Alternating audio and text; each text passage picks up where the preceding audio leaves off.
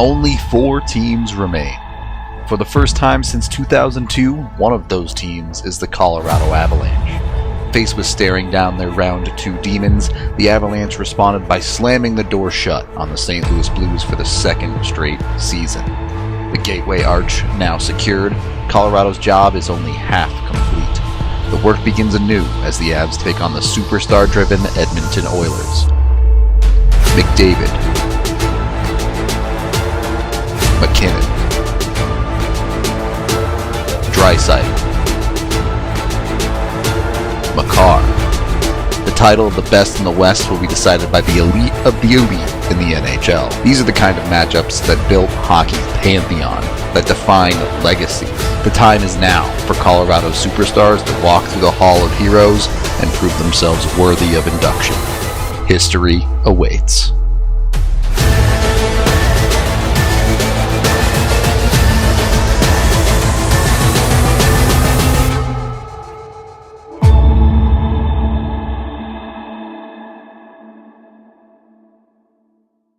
Welcome in to the DNVR Avalanche pregame show presented by Draftkings Sportsbook. Use code DNVR when you sign up for a new account to get amazing odds boosts every single day. Rudo, AJ, and just sliding into frame just in time, Meghan, bringing you the pregame before Game 1 of the Western Conference Finals. That right there, that's pro timing. Calculated. It's pro timing. You had it down to the second. Yeah, she had it down perfectly. I was waiting in the parking lot to hear the bumper, and then I came in. Yep. Timed it perfectly. Excellent timing. Avs taking on the Oilers. First of all, if you haven't watched our entire preview from Monday, it's too late to go watch that. The thing's an hour and 20 minutes long. So whoever just asked for a time check, that was well played. Good meme. That was good well meme. played. You have to wait another half hour for those. That was good. First off, some game notes. Alex Newhook in. Nick Aube-Kubel out. We are getting the Burakovsky-Newhook third line that everyone dreamed of. Secondly, Ryan Murray is taking warm-ups, but it's not clear if he or Jack Johnson will be in. We'll get that to you when it becomes official during this pregame show. So keep your eyes peeled for that. Otherwise, Avs and Edmonton going at it. Edmonton pretty much, at least for the important pieces, fully healthy. Yeah. The Avs, I think obviously Draisaitl's fighting off the ankle injury. healthy enough to play, though. I would bet my fucking life that Devon Taves is fighting off a wrist injury right now. But is playing. But both guys are in the lineup. Really, like everybody's. Look, these are two teams in the conference finals, reasonably healthy here. Yep. You know, no Sam Girard, and that's a bummer. For sure. And that's really going to hurt in this series in particular, but that's life. That is Barbashev. No, you gotta deal with it. You gotta deal with it sometimes. Yeah. That's part of the playoff run, isn't it? It is part of it. So, either way, both teams going into it, and let's not make any bones about it. The matchups to watch are at the top. MacKinnon versus McDavid, Makar versus Draisaitl, if you want to put it that way. Mm-hmm. But the best players in this series are more than likely the ones that are going to decide how it goes. So, gear up, get ready for it. I don't... are we feeling confident in the Colorado Avalanche? Meghan, AJ, and I talked about it yesterday on the show. How are you feeling about this series? I'm feeling good about it, but I don't think it's going to be an easy series. I think I had 7 games for my prediction, if I'm remembering correctly, and Colorado's still coming out on top. I just think these teams parallel each other in a lot of ways, and so they have similar problem areas, similar strengths, and it's just going to come down to which team is the strongest right now. And the Avalanche had a difficult time getting through St. Louis there in the end, some goaltending troubles. But I also think that these were good tests for Kemper too, and I like some of the other players out of Colorado that rose to the occasion, like with MacKinnon. So I think a lot of things are coming together at the perfect time for the Avalanche specifically. So I still think that they're going to come out of this series. I just don't think it's going to be an easy path. No, it's going to be a cakewalk. They're going to roll these fools. They're going to roll these fools. A genuine question. From an Av standpoint, do you want it to be a cakewalk? Do you want this to be? This is a conference finals. Yes. Like, of course. you don't want them to earn it a little bit? If it is a cakewalk, they've earned it. They're just that much better. I mean, Would it not be a good time if they go out and drop 5-1 on them every night and you're just vibing the entire time and you're just like, Cup Finals When it's for other like a week teams. straight? Like, come on, man. Of course that would be awesome. Thank you for the $2, Eric. Now 20 we years know in the who making. really wants to get choked around here. Let's go, Good Avs. Lord, man.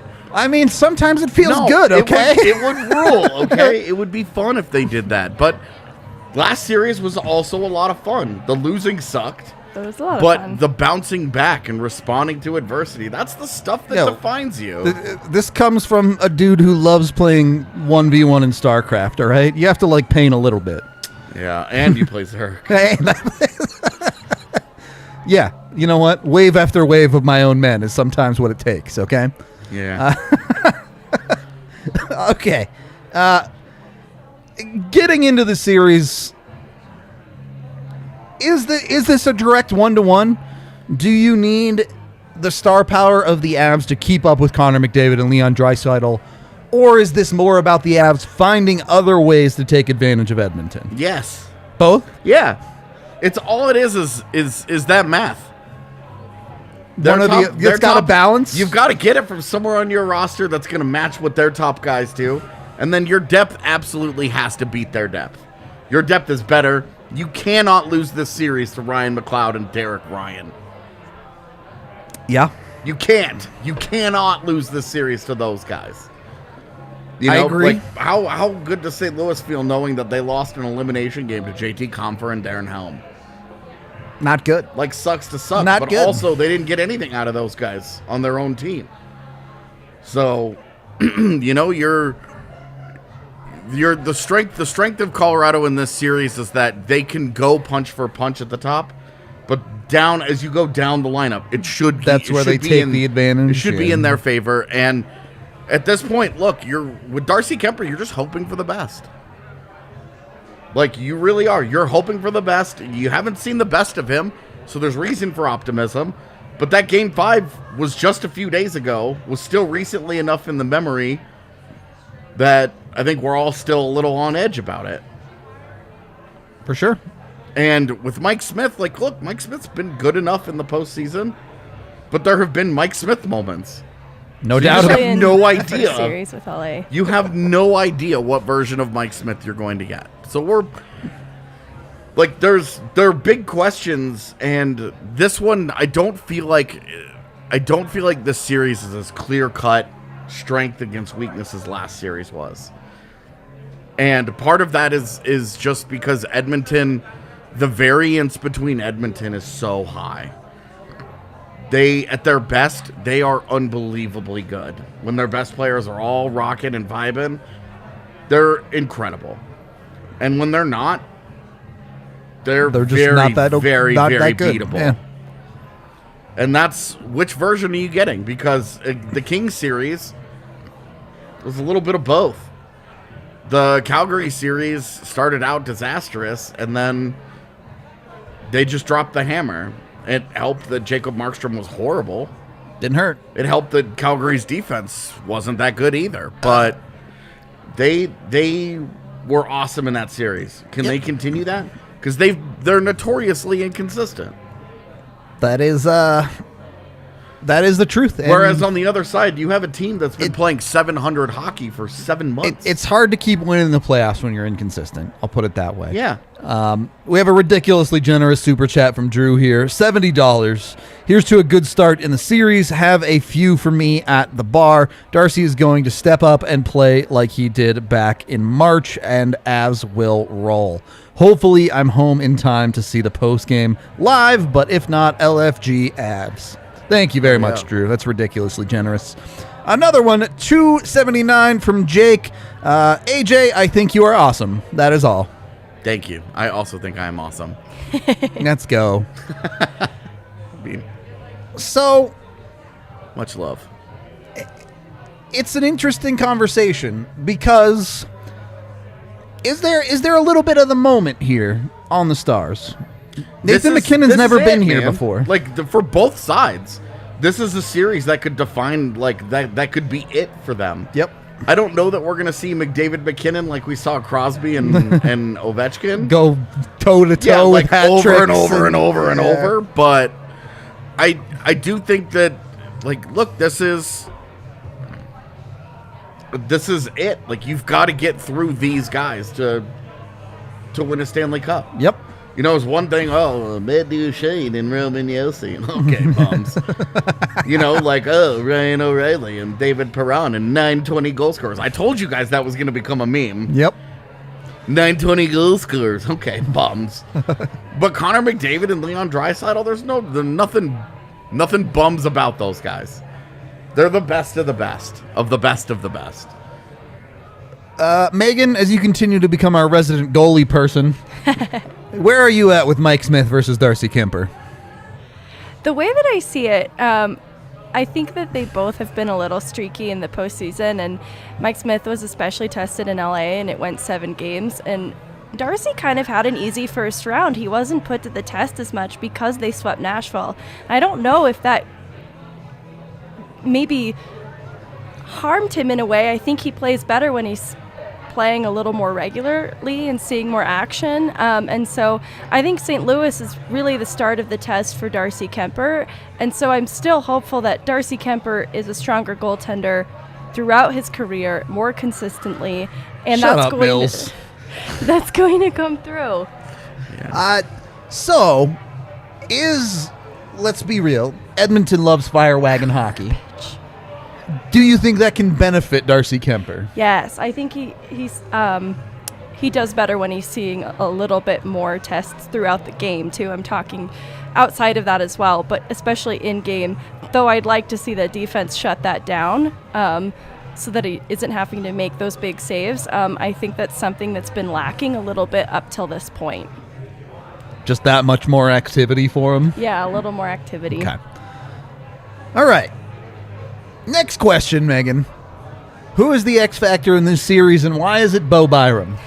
Well, just look at the series with St. Louis. He was one of the best players, especially among the D-core. No offense to Makar and Taves. They are who they are. Like, they're just always very good. But Byram really rose to the occasion. And it showed, too, in the analytics that came out of that series, just how good Byram was. It's another, I said people are trending in the right direction at the best time, and he's one of those players who is playing some of his best hockey at the best possible time. No doubt about it. AJ, who else you taking for X factors in this series? It almost sounds silly, but Mikko Rantanen. True enough. If you get the Mikko Rantanen that we've seen so far in the postseason, Yeah. you open up the door. Yep. If you get the Mikko Rantanen we've seen for most of the last 4 or 5 years now,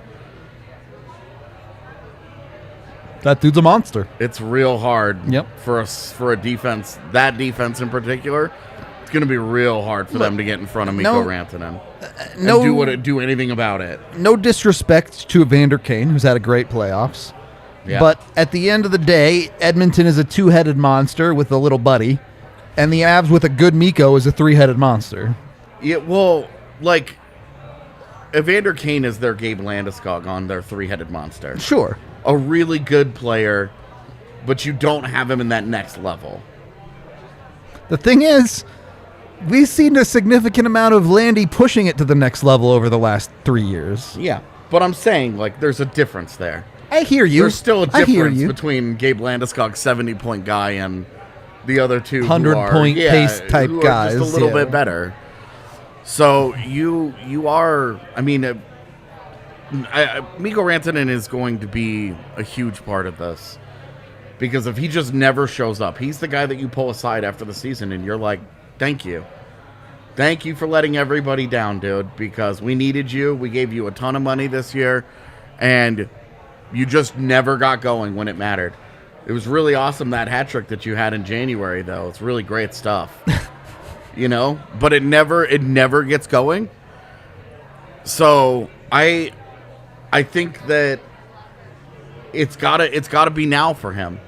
And I made mention, look, Ryan O'Reilly won a Conn Smythe a couple of years ago, despite the fact that That he had didn't a play real very similar well. playoffs to what Mikko's had so Did far. not play very well for the first couple of rounds and then took off at the conference finals.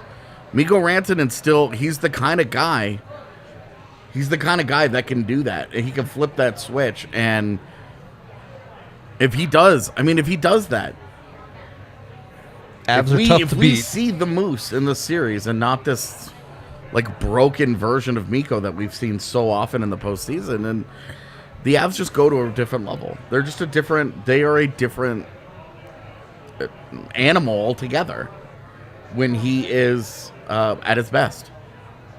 Yep. Because Colorado's there's so much skating, there's so much skill. But when Rantanen is at his absolute best, there's so much power involved. It's that other element, and the fact that he can beat you from anywhere. He's got a great one-timer, he's got a great wrister. He's got a great backhand. Like, he just everywhere he goes and anything that he does. Like, this is we've compared him a lot to Malkin recently because of the inconsistency and kind of the attitude, and he could be kind of a little petulant. For sure. How many sticks has that guy broken? Yeah, well, and like he takes dumb penalties when he gets big mad about stuff. He's not a guy that like Angry Nate is a thing, but like when Mikko doesn't gets channel angry, that energy when very Mikko gets well, angry, yeah. he does dumb things. Yeah, it's not a positive thing. So he needs to turn it up. You know, they've gotten through 2 rounds with Mikko Rantanen just being very pedestrian. Okay. Really quick also, Jack Johnson did take the line rushes. He's expected to be in, not Ryan Murray. Yeah. Not a huge surprise, but a minor disappointment. Sure, but even still, the Avs defense is an area of strength for them compared to David's Edmonton. going to catch that guy wide one time, and we're all going to be like, Jesus, come on, Darcy. Or he's going to do something wildly illegal to stop him, and they go on a power play. Two-hand him across Yeah. the wrists. Yeah. Exactly. Like, something's going to happen. All right, but still, even with that in play, you feel like the Avs defense is a point of strength in this series. Absolutely. They can actually play has defense. to be. Yeah. So, looking forward to that. Let's get to here. Did Blais send in bets, or are we YOLOing? YOLO time. All right, we're sending. I didn't even think about it. And look, I feel like the talking points tonight are easy. Take McDavid for however many points. Take MacKinnon for however many points. Take Makar for however many points. And if you're feeling Randy, take Rantanen for however many points. I think we're going to see a lower scoring first game. I think You think it's so? gonna be, I don't think so. I game one. I hate game ones because it's where all the weird stuff Yeah, happens. yeah. But I would not be surprised if this is like a 1-1 game going into like the third period. Where All right. I think there's going to be maybe the overcorrection, too much respect given early in game one while they feel each other out. The other thing is that Colorado at home every once in a while just suplexes somebody. Yeah. And you're just like, well, that was free. Look, last game what Edmonton played, the final score was 9-6. So Yeah, well, and you look at game ones over the last couple of years, you know, even game one against St. Louis. a that little one all went over into- the place. Well, it Yeah. went into overtime, but the Avs like dominated that game. That was 13-0 in overtime game. Yep. Like dominated that game. Yeah, I don't know exactly what to expect from any one game in this series, but I do expect it to be fun. Not gonna try and predict the results. We did that on the show the other day. So if you want that, you can go watch. But Yeah. look, at this point, I don't know. Go bet on whatever you want when it comes to DraftKings. Just sit here and enjoy the series. That's what I'm gonna do. You can tune into that on the watch along, or which are all three of us on? I don't know. I don't know. We haven't decided yet. Yeah, I'll be on. Maybe some of these other people will be on. We'll see. We hope you tune in for that as well. Of course, we will be live post-game as well, breaking down whatever happens in this hockey game. You know where to find us. We love all of y'all. We hope to see you very, very soon. Give us 5 minutes here to get all set up, but we will be back in a second. We will talk to you, well, if you're on the watch-along, right before puck drop.